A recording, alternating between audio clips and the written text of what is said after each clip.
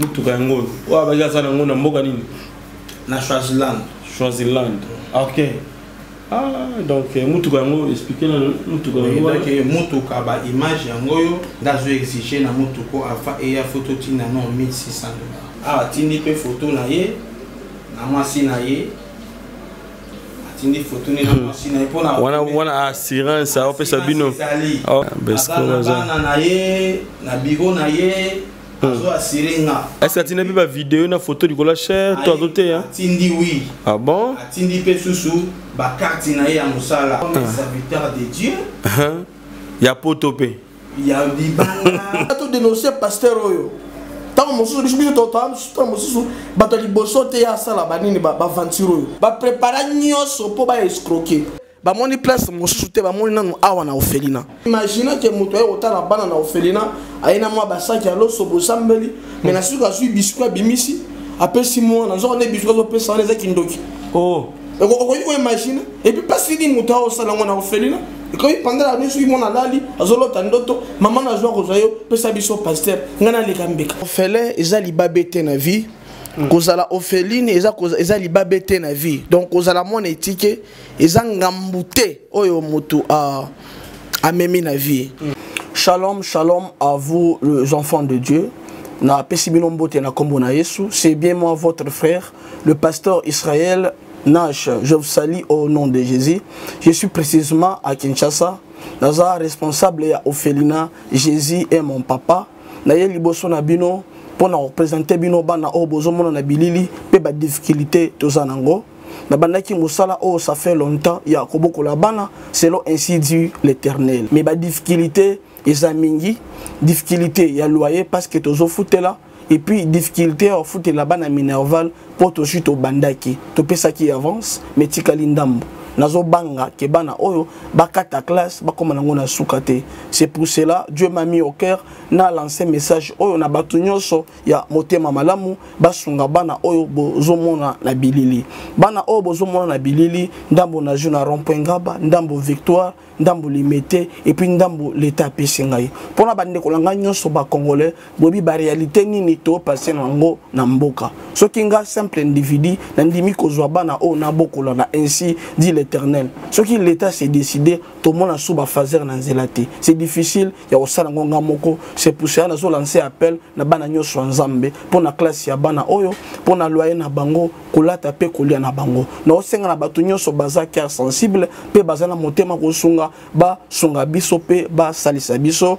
Toza na commune ya Kalamu, quartier Kauka, référence ya monene tukanga mina université Kimbangiste, avenue comme on a Marin numéro 16. Numéro de téléphone biso pour na bateau balingi ba contacter biso pour na ba détail mosusu isa plus 243 89 72 32 229. Zamba pambola bato nyoso ba ko assister biso. Merci beaucoup. De santé nationale puissante chez Dr Cathy Munga. Comme on a sœur Cathy Munga, nazali naturothérapeute. Nazali kosunga bandeko bazali na bokono ndenge na ndenge au moyen de plantes naturelles.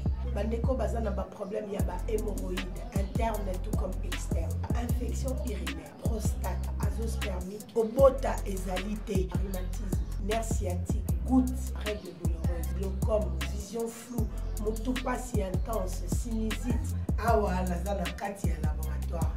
Ah ndebisika na séchaka ba plante banzete ba makasa ya ndenge na ndenge depo na nga yango yo esika na salaka ba formule na ba solution na nga. Merci na équipe mobimba ya maison chez Cathy, en particulier Joyce Bolala.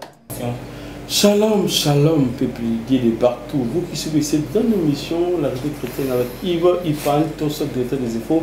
La fin avec la série continue toujours dans votre chaîne ici, promo 230. Là, nous sommes déjà dans le féminin, au YouTube, dans la combo Dieu et mon papa, et à papa le bichot Israël Nash. Orphelina Oyo, et ça, quoi, hébergé, bana, ébélé, awa, tout le monde, tout sur la bango par rapport à les cambo comme les bango, tous à la awa, na bango, tout sur la pétoyeba, banani, bazolinga, basala ma bé pour na orphelin, biso, Jésus et mon papa. Voilà. L'homme de Debouni Santenayo, et puis il y a Bana Biso, Orphelina, Jésus et mon papa. Oui, nous sommes bazo batela biso na bana. toza bien na maona ye. Amen. Voilà. Grâce à Bana, ça va. On a Oui. déjà bien les vacances. Batindaki aussi, Batindi dans réunion de parents pour la contribution. Oui. Et plutôt, j'allais dire, répondre à Mbongo, pour solder Mbongo, il y a frais scolaires. Donc, tu fais qui moi ndambu, mais bah aussi en chiko finalité. D'ici lundi, il faut que Luka ko futa. Donc, batonyo soit monté ma malam, j'espère que baby na Congo a potengi sa mona il faut aller vraiment na Mbongo et ba Rolanda et puis oh zamba aussi ma matin ba ko intervenir pour bana o bakata qui la cité, mais à part ça bana baza malam. Tout le monde pour m'appeler mon qui a comme la qui va là Elise et voilà la vie tout n'a pas comment il y a pas besoin même école. En tout cas félicitations d'abord. Merci papa. Je vois qui a repris sa bana éducation moi bien école moi bien. Merci. C'est une école de la place où lelo ce baby tanga 3 écoles en commune à Kalamu. École voilà la Colombe. Oui, oui, ils aiment meilleur. En fait, ni comme les bino awa, tu juste en musique, tu bito comment tu ba nini et c'est passé à la katia au final de la mission. Merci papa Yves, comme tout ça dans Zamba, d'abord na banda lo sambo. Amen. Tata to tiki tan o na maboko na yo, manifester puissance, paix gloire na yo. To tiki tan favorable au molu mona Nzamba kamba biso, na kombo na Yesu j'ai ainsi prié. Amen. Amen. Merci papa na biso, nangaki na tika moi mingi malobe pas cordon, mais nangaki na mais quand soulever moi ba point, kozala ofele ezali babete na vie. Kozala ophéline eza libabete na vie. Donc kozala mon éthique eza ngambute oyo moto a memi na vie. Kozanga ba para eza réalité makambo ekomaka na vie. Toza ba passager na se ya moi. La fois passée na lobaki eza na batu mingi ba memaka bana na yo bazobondela ye tango za na bomoi. Et tango okufa balekisa bana na yo face mususu. Tango za na bomoi préparer bana na yo, préparer futur na bango bakola malamu ata yo zate. Bana o bozo mona ta mosusu chantua bana bozo mona simananga baza bana o nkola pesinga na zobokola po ba mesu ba ke tour midi eza chantua ya bana o nkola pesinga na zobokola soki ozui micro pesi bango ata moko te a pensaka un jour soki abotami abokama na ofelina bazali toujours na esengo ya kokola pembeni ya bapara na bango mais suite ya ba réalité ya vie liwa ba décès ya bapara esali ke bana ba ko se retrouver na Ophelina et bana o bazo la continuité à vie à Ophelina faut batanga na vie bako mabatu faut ko encadrer bango comme il faut nangai na yo moto tala biso tozolo kali pamboli kaka biso nyo suis pas nzambe na sima ya nani ya banoyo alors ben injustice ezo sala ma mingi na ba Ophelin ben injustice ko botola ko saisir ba bien et c'est ma mingi na ba Ophelin donc ozala Ophelin ezali babete o moto amemi ezape ngambute oyo moto amemi soki ba aventurer bazali ezana ba Ophelina o baza sérieux o ba osala musala selon ainsi dit l'Éternel pe bazo kamba bana comme il faut nenge mwana nyo esengaka akola donc na moto azolanda biso na yo moto yo ozo ya papa Yves biso toza obligé ya kosunga bana o ya Ophelina Jésus et mon papa ezana problème moko ezoleka awa eza problème ya escroquerie d'abord batu bakanisa te ke toza na mbongo toza kaka na page ya Facebook comme nango Ophelina Jésus et mon papa. Alors, ils ont un bateau, bazana motema koiba, ils ont un bateau, bazana motema ya ko arnaquer, ba moni place mo soute ba moni nanu awa na Ophelina. Il y a des réalités que les gars awa ki oche bilamba, olobi oui, bato bazanga ma bazali donc ceux qui okufeli et lobeli et l'autre côté. Donc ici quand même attend na quartier, milieu to vandi, ils ont un bateau bazana na mawabana, ils ont un bateau bazana na mawabana te. Okoko imaginer awa kaka ne bache bilamba wana, ba kanga moyibi wana. Ceux qui boza présenter ba yiba bilamba. Moi je baso benda bilamba puis mtozo yiba wapi na Ophelina. Donc des fois quand tu éclaires moi problème qui na quartier mobimba molile zali mazo mona bino boza na courant. Batu na quartier ba se plater comment Ophelina koza na courant. Donc ezana batu mingi atokufi ba opeso chance te. Ba opeso chance te avancer. Et si ka Ophelina zali si ka olisunge yaka. Mais zana bateau batinda ka moto na l'église ozo moto pelisa moto tina moto mais azana boningo moto mozo bana bitikete tout ça ba passager na se amoyi mais pendant makambo etali escroquerie ou ezela qui préparer ba escroquer biso ça sera mieux coordinateur parce que yena zana gérance ya Ophelina et naninga qui ya loba comme on a coordinateur Bertin Mecha Bertin Yende Aza, coordinateur, ya Ophelina Jésus, et mon papa. Mais il y a le mingi ndena français. A ko balancer lingala pe français. Okay, voilà. Voilà. Voilà. Papa, je me micro déjà. Voilà. Si maintenant on a beaucoup facilité à vous partager. Voilà. Et c'était d'abord comment la chose et c'est passé comment avant que tout le monde dans la détail sous. On est en direct déjà. Voilà, on commence déjà. Ouais. Donc, en fait, nous voulons un peu expliquer certaines tentatives. Autrement dit, oui. Donc, nous comptons expliquer les gens ce que nous subissons. Donc, les gens pensent beaucoup, mais de manière négative, concernant l'orphelinat Jésus et mon papa. Donc, récemment, j'ai reçu un appel, c'était dans les 5 h du matin. C'était une dame qui m'appelait. Une dame là va m'appeler pour me dire comment va Madame Marie. Je me souviens que parmi les gens qui travaillent dans l'orphelinat Jésus et mon papa, il y avait une dame qui préparait pour les enfants. Mais cette dame-là ne travaille plus encore. Elle s'appelait Marie. Alors je lui ai répondu que Marie ne travaille pas ici. Elle va maintenant couper l'appel pour recommencer encore à m'appeler, pour me poser la question. Mais Marie nous avait appelé, elle nous a représenté un enfant malade. Donc lorsque cette Marie nous a représenté un enfant malade, j'étais censé d'appeler l'une de mes connaissances pour que nous puissions faire quelque chose. Et sur ce, on avait envoyé l'argent, 110 $ pour l'enfant. Alors, lorsqu'on a essayé un peu de lui demander le numéro, cette dame nous a donné ses numéros, mon numéro. Je lui ai dit que je ne connais pas cette Marie, cette dame. Et puis, chez nous, dans l'orphelinat Jésus et mon papa, il n'y a aucun enfant malade de la manière dont que vous me parlez. Cherchez à connaître cette Marie-là vient d'où. Donc voilà ce que nous subissons déjà comme tentative. Les gens prennent nos identités pour aller faire avec ça n'importe quoi. L'escroquerie, escroquer les gens. Ça c'est un. Et la deuxième chose, il y a encore un autre monsieur qui tentait encore nous escroquer, mais Dieu n'a pas permis que cela puisse avoir lieu. Donc voilà, il y a un monsieur qui tentait encore nous escroquer, mais Dieu n'a pas permis que cela puisse avoir lieu. Tu peux nous relater ça? Oui, effectivement. Donc comme d'habitude, j'ai reçu un message sur mon WhatsApp. Quelqu'un qui se représente, je permettais de pouvoir lire ces éléments, parce que j'ai tous les éléments ici.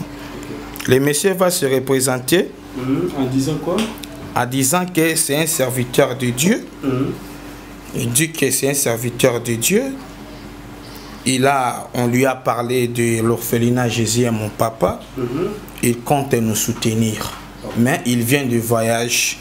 Le monsieur, il se présente en disant que il est pasteur. C'est un pasteur d'une église.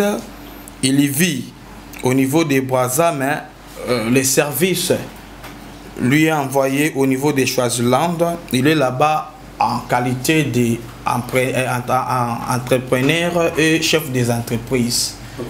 Il a été, on lui avait parlé sur l'ONG Jésus et mon papa. Il comptait maintenant nous soutenir.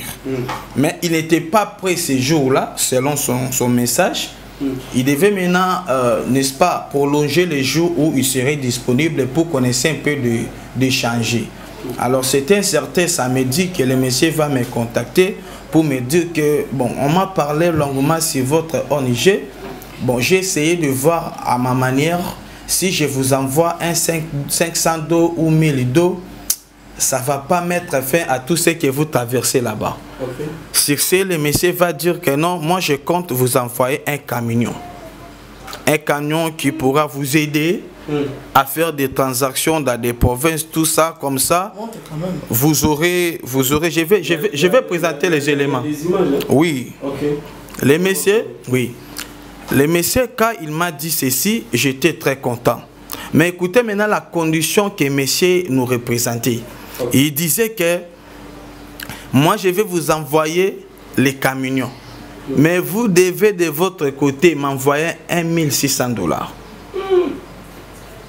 Moi étant donné coordonnateur, je ne pouvais pas décider automatiquement. Sûrement je devais voir les passeurs pour qu'on essaie un peu de parler sur ces sujets. On a essayé de réfléchir. On a vite compris que le monsieur c'est quelqu'un qui compte nous escroquer. Le monsieur en question, il s'appelle comment? Le monsieur en question, son nom se trouve encore ici. Permettez.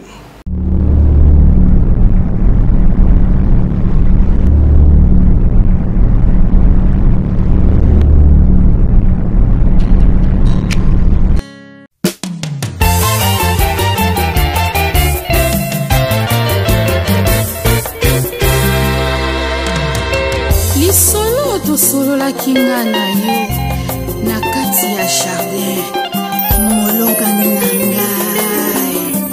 Oh, voici les hommes de Dieu sont venus pour honorer notre mariage.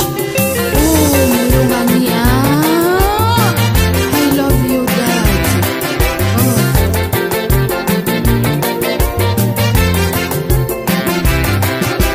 Eloko luka lelo na mokili osui libala sina nguya na ye. Eloko luka lelo na mokili osui libala sina nguya na ye.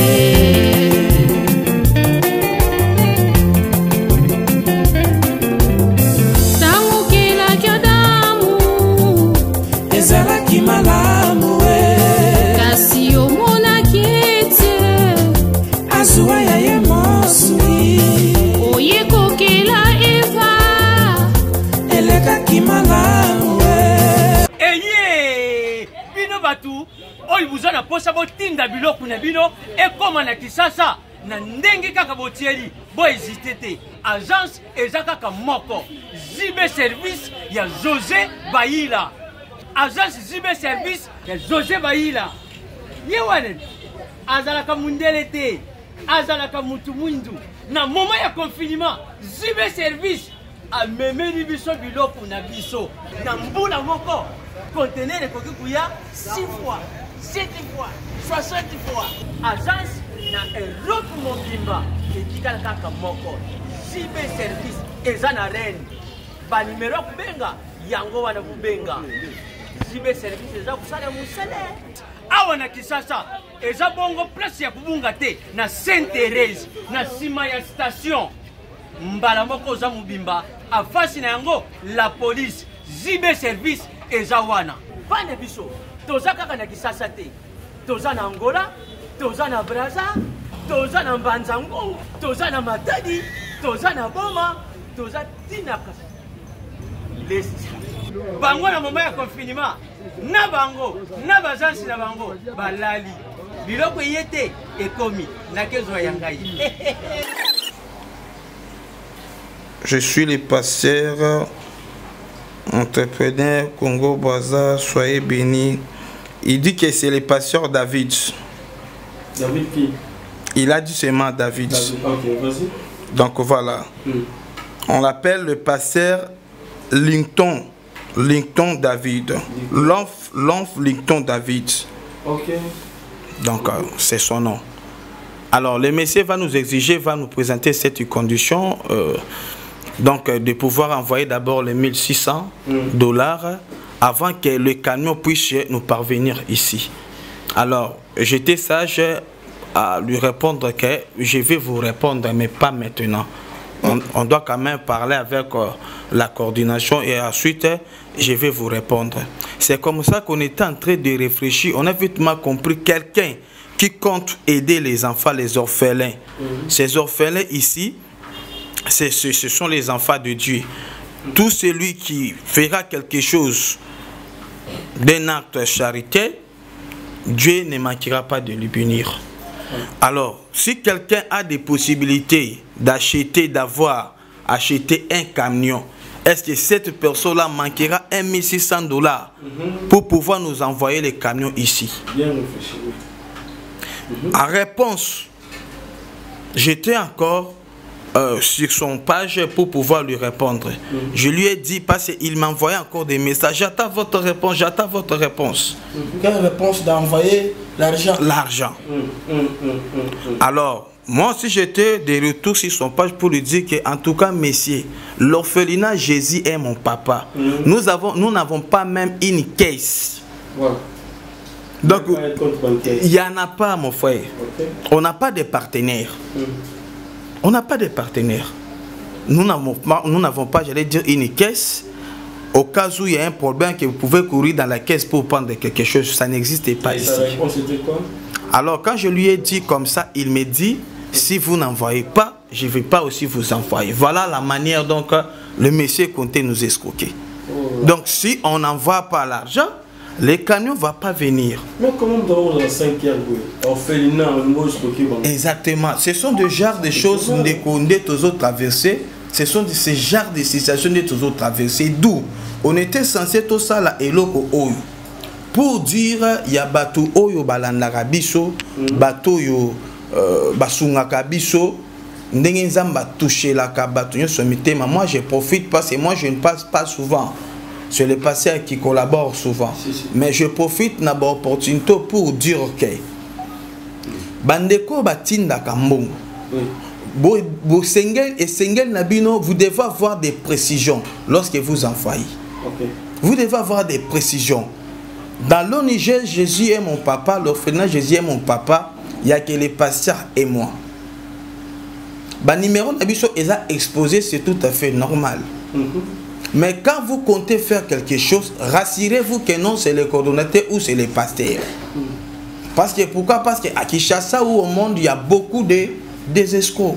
Ceux qui ont fait la maman na batindi mbongo, batindi le bango na photo. Azoya siko ndeto yokanina maman, lubo lukabo rejoindre de manière respectueuse kaka toye baye biso to luke na Kinshasa, bino pe lokazo contacta bino bo lukaye passe pesi bino numéro ya coordination. Mais après, ça veut dire qu'on fait l'unité en Angie, alors que c'est beaucoup de page où on a référence, inda kuna bisika, ONG Yabana Ezadi. Donc, il faut toujours travailler na transparence na bandeko basunga kabana. Donc, toujours travailler na transparence na bandeko basunga kabana. Dans quel sens? Il faut que tous de la moine et l'eau, que tous sunga moine et l'eau, à mon clair. Parce que le monde actuel, les zones d'ombre comme belé. Alors pour éviter les zones d'ombre, on préfère aux alaka transparent. Tout ça c'est l'okoye automatiquement on appelle. To confirmer mutuke et l'okoye. S'il y a une situation où il est grave, parce que ici déjà de notre niveau nabiso tout ça déjà organisé. Nous avons un corps médical. La situation où il est alaka que non mutakomi na niveau ya ba mort clinique. Ce que Zali, les patients, ne manquera pas de patients pour informer Bandeko, Basungakabana, pour Bayeba. Et non, un individu, moi qu'on a quoi à vendre un numéro, à et vous envoyez l'argent. Et ce qui m'avait choqué, maman, c'est quoi, comment poser ma question de manière douteuse. Est-ce que au Niger, tout ça, je lui ai dit non, maman. Bisoto existe déjà depuis to banda, c'est ma première fois na yo kabajara bapel quelque part yo zaki prudent tout est. OK. Donc maintenant décision finale pour jouer amis. Bon actuellement bon biso décision finale to jouer ezali boye. Est-ce que justice botindi? Bon tokokite kokende ko sala plainte contre l'inconnu par rapport à sujet o. Mais tolingi loko l'ensemble a permettre que ba objectif est se réunir et kokisama et gozala malamu to sungana biso batu toza libanda na biso batu toza parce que nous faisons le même travail et c'est lui de soutenir les orphelins. Donc ceux qui osana likambo moko olingio sali sabana kolukate oya osala yango na sens que ozwa lisusu na onijeti onijeza na mbonguti. ONG ça na mbongo te so ngo sunga ONG sunga ONG ce qui nzamba cho na mutemo sunga ONG osungi ONG mais ko lukate ke yo oya ONG banda ko tindelo mbongo parce que ONG bombe sika moko te awa moi caisse compte bancaire ezate biloko wana oyo biso to koko zwa kato tindaka parce que tout ça non na bana awa ça nous dépasse. Mais tu es bien loco les responsabilités en Zambie, oui. Oui, nous sommes dérangés parce que tout yamba ba invitation moko ba comme libiso a d'ici tu peux ça déjà ba compte mais il faut tout finaliser première tranche déjà d'ici lundi au bana baza combien et chaque enfant coûte $400 $410 j'allais dire alors na bana onyo so baza na bango allez-y imaginer lorsque bozana mbongo te bozo kuta suna ba biloko aboy et loko eza nazomona ezokende ko produire ndeko excusez nga na ko expliquer nazomona ezali ba mauvaise foi ya bato. Cela veut dire que lorsque mutazomona orphelin bake ko chaye na école moko ya malamu po epesa ye sans moko ya malamu muto azo kasa seke bato ndenge bake ko chaye na école wana seke bana makoki ebele.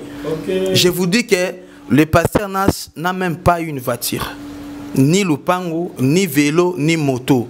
Je vous informe que le pasteur Nash n'a pas une voiture, ni moto, ni vélo, ni parcelle. A foutre la ka. Azana mbongoti. Peut-être aux hommes na musika ozoye bati. Mission c'est kinzamba pesi moto mission c'est mezaka makambo mususu. Alors peut-être yozoya ko tante bisozo kasa lokola bana baketanga bana oyo bato ebelende bazo soutenir bango po bavanda na école wana. Bato ngo bazo soutenir bango eza kaka bana na Nzambe bandeko oyo ba comprendre que na kata mokili il faut ko lo na malamu.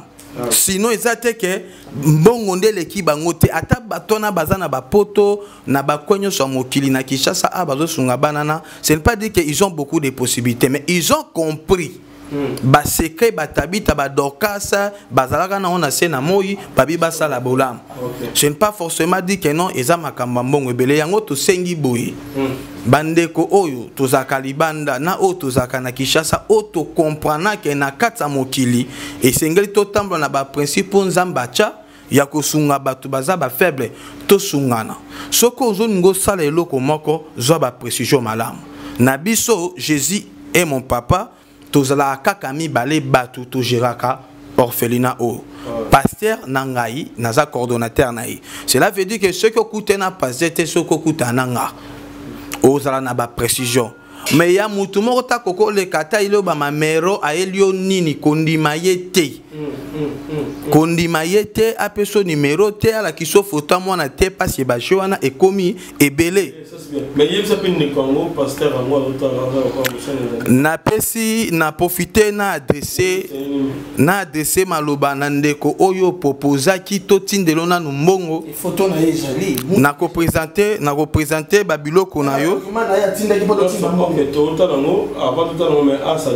Oui. Moi je veux que ce soit en français. Oui. OK, le gars là moi plus me représenter. Oui, monsieur David, donc moi je suis la personne que vous avez adressé, vous avez proposé de faire quelque chose en termes d'aide auprès des enfants que nous gérons ici. Je profite pour te dire que vous savez, les orphelins, ce sont les enfants intouchables. Si réellement vous êtes un serviteur de Dieu, que vous prêchez la parole de Dieu, comprenez qu'un orphelin, c'est quelqu'un qui est intouchable. Lorsque vous comptez faire le bien aux orphelins, faites-le. Dieu va te bénir. Mais lorsque tu comptes faire le mal à travers les orphelins, tu vas raconter Dieu dans ton chemin. C'est ce que je comptais te dire. Je te préviens parce que ce que tu es tenté de faire, tu ne cherches pas les problèmes avec les humains, mais avec Dieu lui-même. Moi, je suis limité.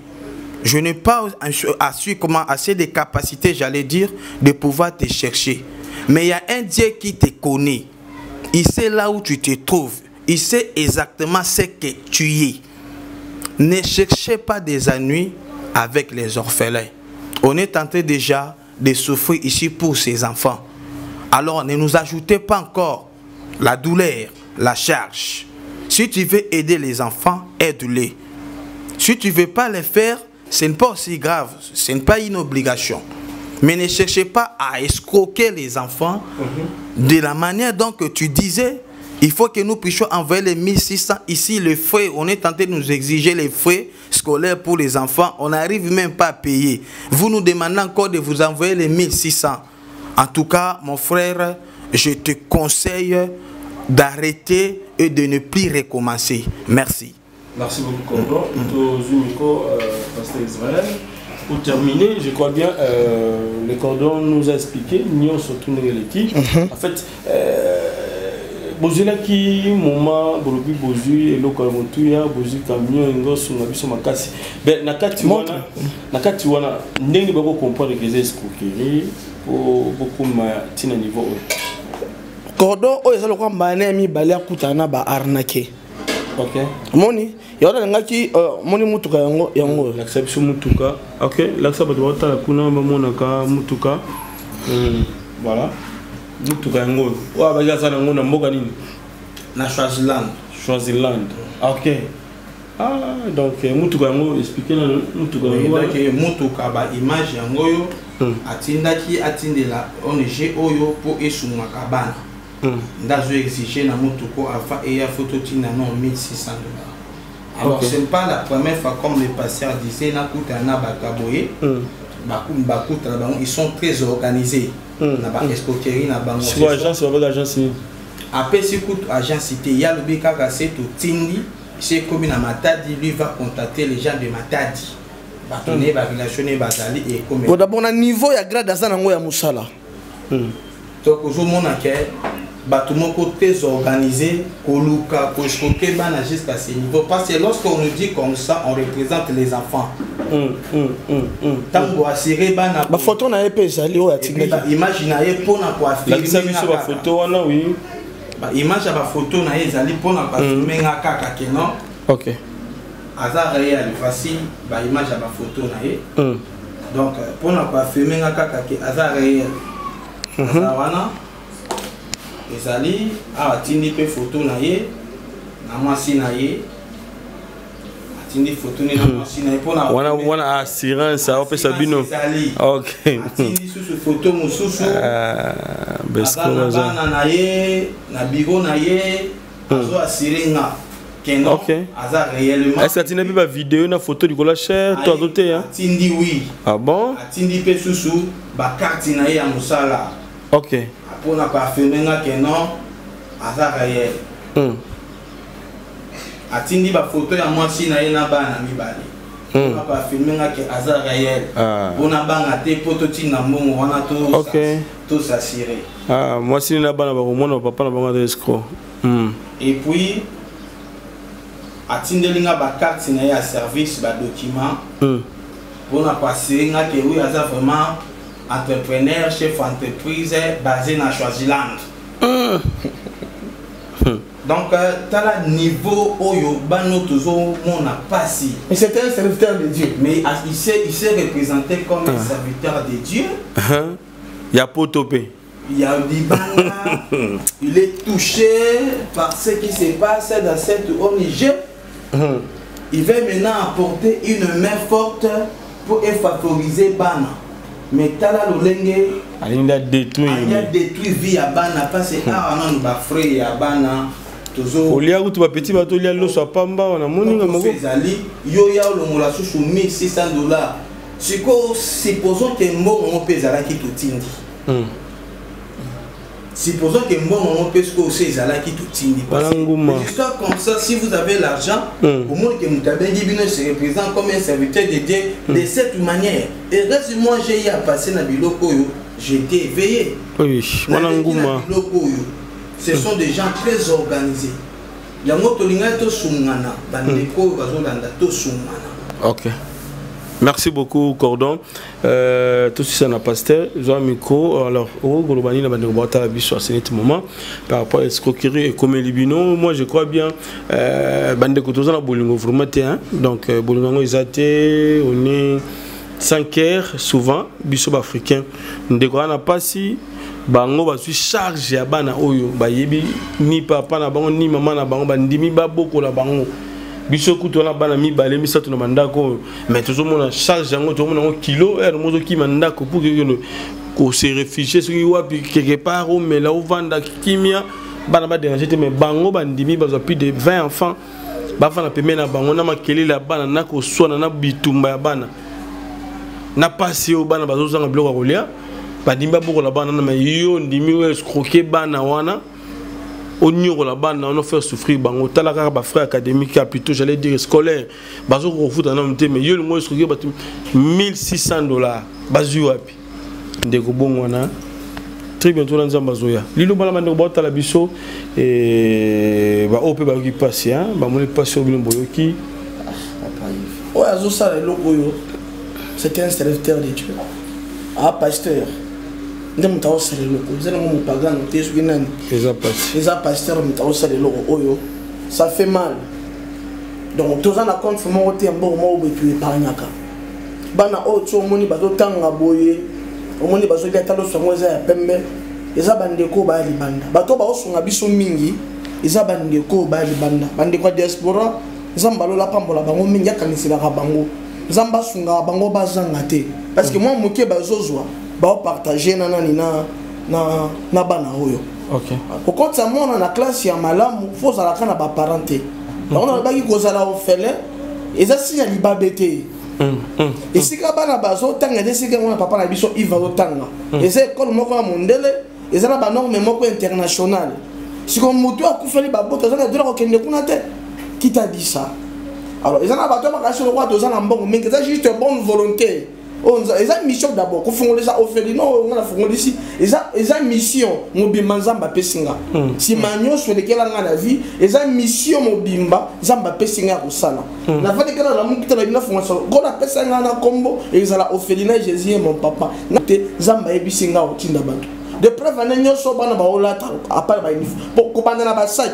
Diaspora mutu batindi kobanda ba uniforme diaspora mutu sombi kobanda na ba sapato diaspora mutu sombi na mo bilamba ba vandi ba sengle ba lati wana diaspora mutu salisi bango donc ti banga bazana mo bimana bango diaspora donc vivre en orphelinat o eza bato bazali banda de ba osalisa ka biso na nzela bano tozo bokola mais eza vraiment difficile ya mutu a penser même ata ba yi ba bango bilamba na singa awa si tu as senti que biso ba congolais mutema boningo ezala shooter et ça dinga passe papa Yves d'être ngato dénoncer pasteur oyo tant mosusu biso totam mosusu bato liboso te ya sala banini ba aventure baza organiser ayebi que soko le week-end na Facebook rejoindre ba préparer nyonso po ba escroquer et Dieu merci que escroquerie oyo et simbi biso te et puis muta osala ngonani mosali ya nzambe.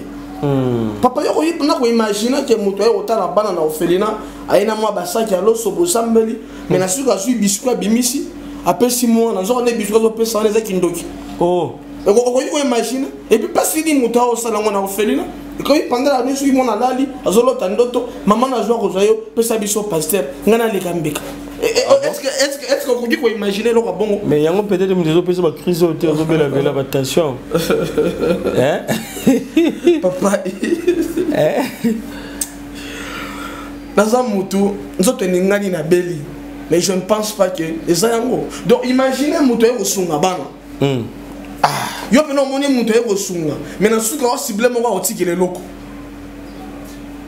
moni abe bakala do yo sika yo moni esika malame o pesa la bala kindoki les gens ont fait là moyo comme visiter ça fait mal papa bana battu yo éviter pe ba kufeli ba boti ne biso ba congolais le biso ba congolais to ebi comment ko sala pour depuis mutu obi comment ko sala pour ça mutu na nyo se le tia to dénoncer pasteur oyo ce qui prophète to dénoncer et puis ba to nyo so ba zo nga ba escroquer mbongo na komo na biso awa toza organiser toza na infirmière oyo toza nga biso eza mbongo ta mosusu ya aussi séminaire va la bana eza bakisi donc eza na infirmière mobimba o azo pesa traitement awa eza na mona moko to biso tozo belisa o azaka grave awa non c'est méchant ndé na osenga na bana nzambe tango bazo tine coordinateur à lobia bozala vigilant o ya ebele déjà coordinateur en fait Jésus et mon papa lobby parce que yam tabando j'ai des situations là banene baneli voilà numéro de téléphone pour que toka bana biso na bando to bota la biso tous ala motema ko sunga ba immaculé ozo na motema ya compassion ya ko contribuer na classe ya bana oyo ezala bien makasi ngape na tiango na motema na osala très bientôt là nazaki na ba problème belé ou dérangé pendant 3 mois mais Dieu a sali ngolu na ye tozongi mais avec le temps tozonga pe toleka pe awa tozonga pe awa lisusu pour que tout tika biso pe contribution voilà Lilo Banabana Nzambe aussi numéro de téléphone. Le numéro de téléphone, Oyangai, et puis Cordon, on peut ça au Félina. Le numéro d'Angai est plus 243 89 72 32 229. Plus 243 89 72 32 229. Et Cordon peut ça au Félina. Oui, merci. Pour ceux qui veulent nous soutenir, voici notre numéro téléphonique. C'est plus 243 85 11 29 375 plus 243 85 11 29 375. Là, si vous nous contactez, donc nous sommes opérationnels 24 heures sur 24 heures. Il y a aussi une page de Facebook. Oui, nous avons notre page sur Facebook. Si vous tapez Orphelinat Jésus et mon papa, vous aurez toutes les informations. Donc nous avons notre compte sur Facebook. Si vous tapez l'orphelinat Jésus et mon papa, vous aurez toutes les informations. Voilà. Merci. Merci beaucoup. Merci. Bye bye.